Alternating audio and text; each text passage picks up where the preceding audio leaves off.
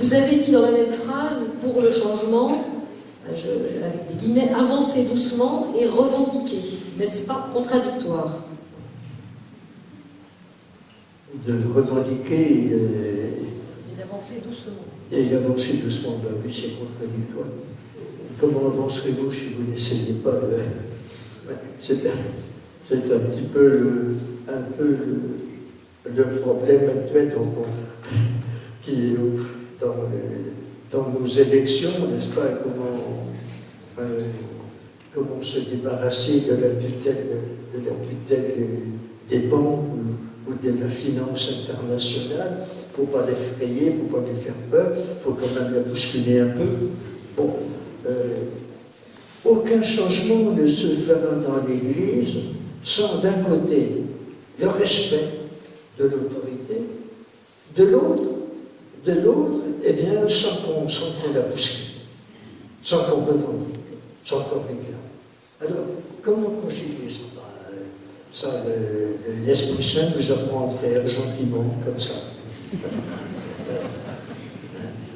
Et, bon, d'autre part, tout le monde ne marche pas au même temps. Il y en a qui marchent en faisant des bruits de bottes, d'autres à pas feutrer. Bon, il faut peut-être les deux. Il faut peut-être les deux pour que ça change, que les choses changent dans notre Église. Mais quand les évêques seront persuadés, du moins que c'est l'Évangile que nous cherchons à vivre ensemble, à penser, normalement, ils feront attention avant de l'interdire, mais il faut commencer à faire.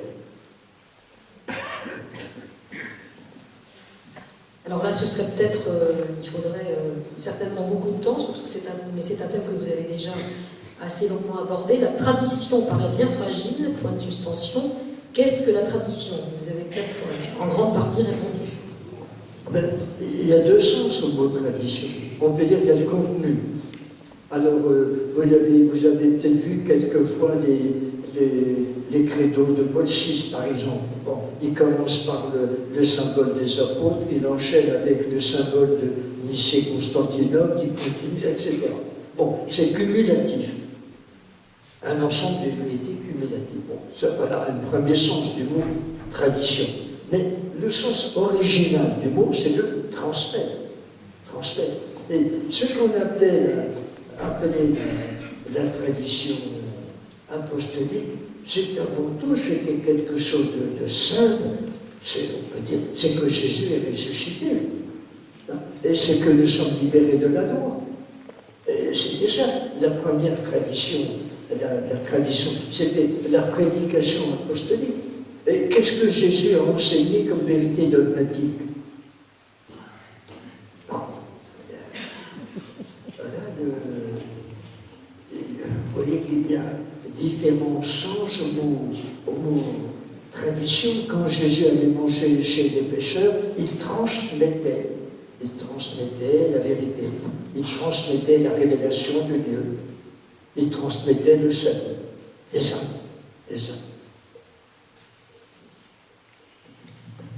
Je ne sais pas de combien de temps encore une ou deux questions. On a un petit peu encore de temps.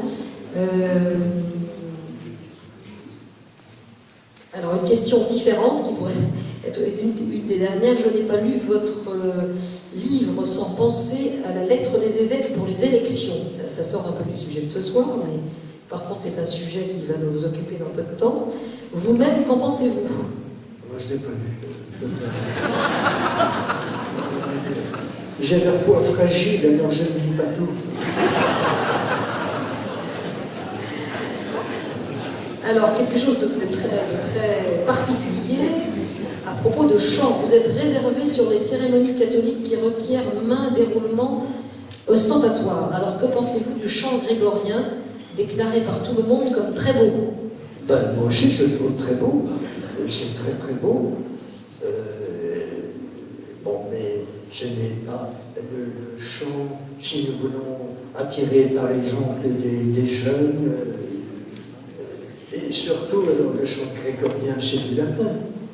Bon, alors, on peut être très sensible sans rien comprendre.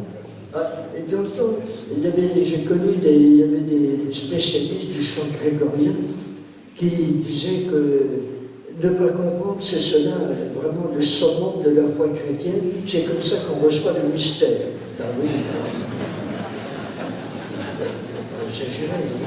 Donc, on peut utiliser que dans certaines assemblées, il y ait du chant grégorien, dans des célébrations, par exemple, de mariage ou d'enterrement, où les gens le demandent, bon, je n'y oppose pas, à condition qu'il y ait des gens pour bien chanter. Et ça, c'est très difficile.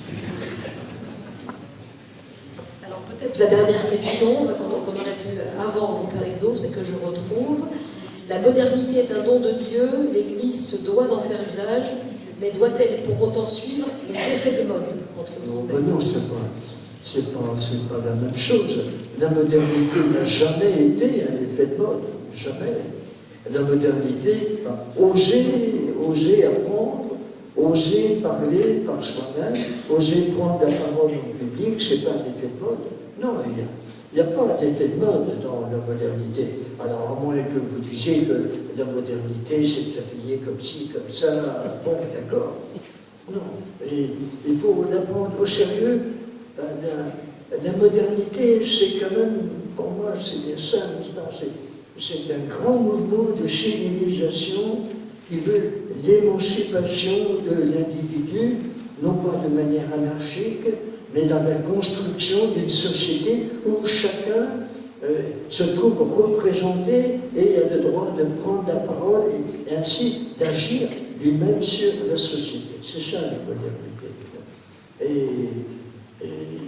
Donc, la foi chrétienne, voyez-vous, la foi chrétienne est une foi très moderne. Pourquoi? Le christianisme n'est pas une religion dans son origine. Jésus est mort hors religion, il était chassé. Et le christianisme, au début, qu'est-ce que c'est une religion? C'est ce qui est transmis par une société. Alors, le christianisme est né au sein du judaïsme, et puis il l'a quitté. Donc, le christianisme lui-même est né en religion. Et c'est sans doute ce que les païens ne comprenaient pas. Des gens qui venaient eux-mêmes à la foi, à une foi, par eux-mêmes, par liberté, par un acte personnel de volonté. Le fondement de la liberté d'association se trouve là déjà. Il a été mis en œuvre par les premières communautés chrétiennes, à leurs risques et périls. Puisque, comme Jésus l'a dit, je suis venu jeter le glaive, la division entre l'homme et la femme. Il faut prendre ces paroles-là au sérieux. C'est comme ça que l'Évangile est né. Alors peut-être qu'aujourd'hui aussi, peut-être que le christianisme, pour renaître, enfin, peut-être qu'il a besoin de divisions. Ce que Saint Paul appelle occasion de discernement. Peut-être qu'il a besoin de petits coups des coups de voix. Oui. Qu'on rue un peu dans les brancards, oui. Jésus a roué dans les brancards. On lui demandait pourquoi il ne forçait pas ses disciples à se laver les mains, etc. Notre Église ne revivra que dans un grand élan de liberté.